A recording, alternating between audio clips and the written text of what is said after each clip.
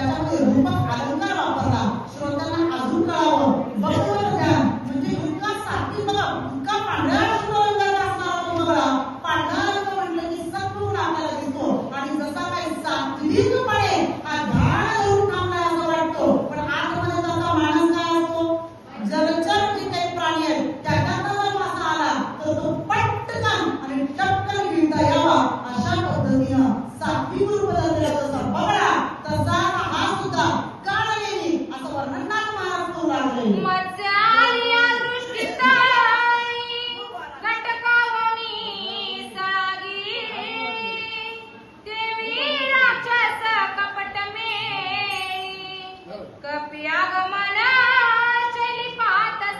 आता ज्या पद्धतीनं बघा वाट बघतो की बाबा शांत शांत शांत बसला आणि पटकन एखादा मासा जर जवळ आला तर तो गटकन गिळावा, अगदी त्याच पद्धतीनं मारुती इथं कधी येतो आणि मी त्याला कधी अवरोध करतो किंवा त्याच्या